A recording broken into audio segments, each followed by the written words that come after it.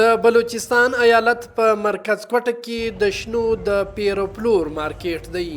دغه وچه میوه د افغانستان د بیلابیلو ولایتونو له غرونو په یخ کې راټولیږي، پاکیږي او بیا وروسته په لوی مقدار کې دلته راوړل کیږي او په دې ډول یې دلته هم د پیروپلور بازار تود دی. دا په هغه غرو کې کیږي، قدرتي دا کیږي، دا بیا د هغې علاقې خلک دا راوڅنډي نو بیا راوړي کندهار ته. بیا موږ دا کم د کوچ تجاران چې دي دا هلته ورسو، هلته یې رانیسو، سودا یې وکړو، بیا د لې رانیسو، د هغې منډۍ ده، بیا د دا دېسه پښین سلو، ګلستان سلو، چمن سلو، کراچوم سلو، شاوخوا علاقو کې دا بیا وړي زموږ څه. دا میوه په ژمي کې د بلوچستان اوسیدونکي زیاته خوښوي.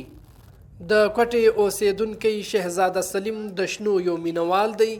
هغه د نورو کلونو په شان سږکال بیا په دغه منډۍ کې د ښه کیفیت شنې ګوري او وایي دی او د هغه ماشومان په ژمي کې د نورو وچو میوو په پرتله د شنو خوړلو ته ترجیح ورکوي.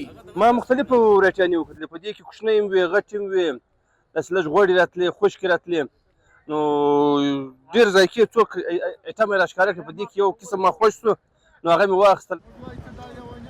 په کوټه کې د شنو په دې منډۍ کې د بلوچستان د مختلفو سیمو شنې هم راوړل کیږي، خو د ځایي سوداګرو په باور د افغانستان شنې د خپل ښه کیفیت او خوند له کبله ښه شهرت لري.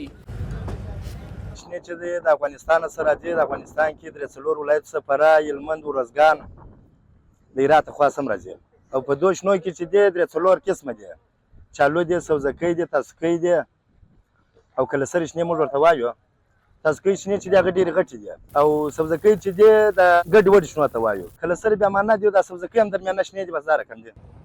شنه له افغانستانه په زیات مقدار کې بلوچستان ته صادریږي او له دې ځایه بیا د ملک نورو سیمو ته هم وړل کیږي.